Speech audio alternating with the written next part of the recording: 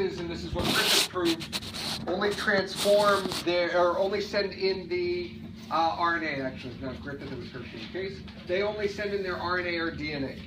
And so what a virus does is it attaches to a cell. It then inserts its DNA or RNA into that cell. That DNA and RNA then is used to do a couple things. It destroys the host cell's DNA, and then it takes over its enzymes and its ribosomes and uses its enzymes like helicase to unzip the DNA and DNA polymerases to replicate the DNA and ligase and all of those enzymes that we learned about replication. So it uses the host enzymes to replicate its DNA. It then uses the host ribosomes and other enzymes, RNA polymerase, all those things, to make new virus proteins.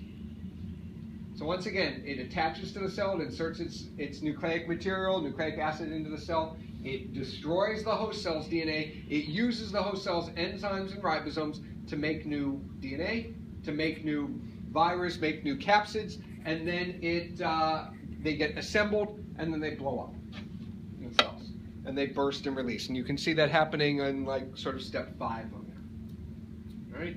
That happens in viruses that tend to have very short incubation periods. They get in, they destroy the cells, they get transferred. So the flu, so the influenza virus, the rhinoviruses that causes cold, measles, mumps, chicken pox, Ebola, any of these viruses that go through this cycle. And they tend to be very quick acting. So by the time you get them or get sneezed on by them or come in contact with them, that virus is rapidly reproducing and destroying your cells. Okay? So that's the main way, and all viruses go through a lytic cycle, all of them. Some viruses have another way of going through. They go, and this is on page 333, they go through a lysogenic cycle. These are viruses that can actually get into the cell. When they insert their DNA into the cell, they don't destroy the cell right away. Their DNA becomes part of the host cell's DNA. And we call the virus DNA that gets incorporated into the host cell's chromosome, we call that a provirus, literally an early virus. So now that DNA, that virus DNA is sitting inside the host cell. Well, we know what happens. Host cells replicate. They're going to go through mitosis, or if they're bacteria, they're going to go through binary fission. But before a cell can reproduce, it has to copy its DNA. Well, when it copies its own DNA, it also copies the virus DNA. So now we have two cells, both with the prophage or the pro-virus DNA in it. So even though the virus only attacked one cell, we now have two cells with viral DNA. When those cells replicate, we now have 4, 8, 16, 32, 64. Every time the host cell replicates, it copies the virus DNA. And so that virus can be made many, many, many, many copies of and just sort of sit and it remains inactive.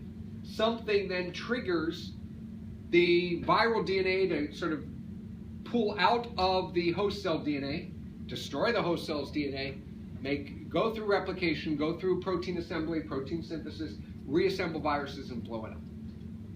So that it then goes into the lytic cycle.